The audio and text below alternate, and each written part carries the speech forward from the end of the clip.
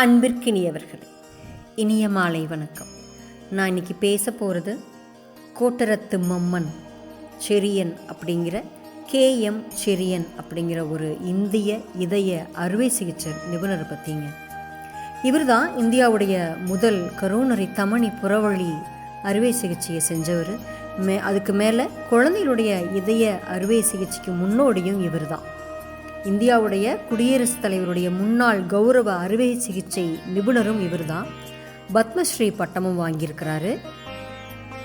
இவர் மருத்துவமனை, மருத்துவ அறிவியல் பூங்கா இதெல்லாமே சென்னையில் நிறுவி நடத்திட்டு வந்தார். தன்னுடைய 82வது வயசில் நேற்றுக்கு காலமாயிட்டாருங்க.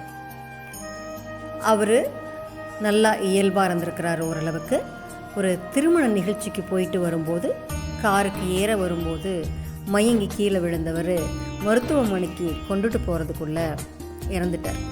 இவருக்கும் அன்னை தெரசாவுக்கும் கூட ஒரு தொடர்பு இருந்துச்சு. அன்னை தெரசா சொன்னாங்க அப்படிங்கிறதுக்காக ஒரு குழந்தைக்கு கூட இலவசமாக மருத்துவம் பார்த்து கொடுத்தாரு. அந்த மாதிரி நிறையா பண்ணியிருக்கிறாரு.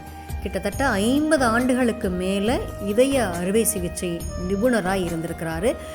முதலாக ஒரு மூளை சாவு அடைந்த ஒரு நபர்கிட்ட இருந்து இதயத்தை எடுத்து இன்னொரு நல்லா இருக்கிற, அதாவது மூளை சரியாக இயங்கிட்டுருக்கிற ஒரு நபருக்கு இதயத்தை பொருத்தி இந்தியாவிலேயே இந்த அறுவை சிகிச்சையை செஞ்ச முதல் நபர் இவர் தான்.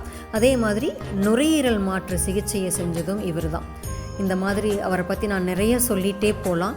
ஒரு மிகச்சிறந்த மருத்துவ மாமேதையை நம்மளுடைய இந்தியா இழந்திருக்குது. நம்ம எல்லாருமே இழந்திருக்கிறோம். நல்ல மனிதர், மிகச்சிறந்த மருத்துவர். இதையெல்லாம் தாண்டி எனக்கு நேற்று இந்த காலமாகிட்டார் அப்படிங்கிற விஷயத்தை படித்ததும் எனக்கு தோணுனது, இத்தனை பேர்த்துக்கு அறுவை சிகிச்சை பண்ணின அந்த இதயம் எப்போ நிற்க போகுதுன்னு யாருக்குமே தெரியல. பார்த்தீங்களா? இதுதாங்க விதிங்கிறது. எல்லாத்துக்கும் மேலே ஏதோ ஒரு சக்தி இருக்கிறதுங்கிறது இதுதாங்க. 82 வயதுக்காரர் எத்தனை அறுவை சிகிச்சை பண்ணியிருப்பார், எத்தனை இதயங்களை பார்த்துருப்பார். இதையெல்லாம் தாண்டி அவருடைய இதயம் எப்படி இயங்குதுன்னோ இல்லை எப்போ நிற்க போகுதுன்னோ அவர்னால் கண்டுபிடிக்க முடியல. பார்த்தீங்களா? இதுதான் வாழ்க்கைங்கிறதுங்க.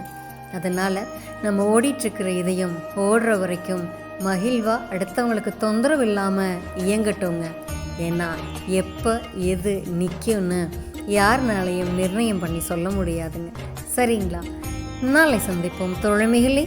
மகிழ்வுடன் விஸ்டம் மெட்ரிக் மேல்நிலைப்பள்ளி செய்யாற்றை வென்றான்.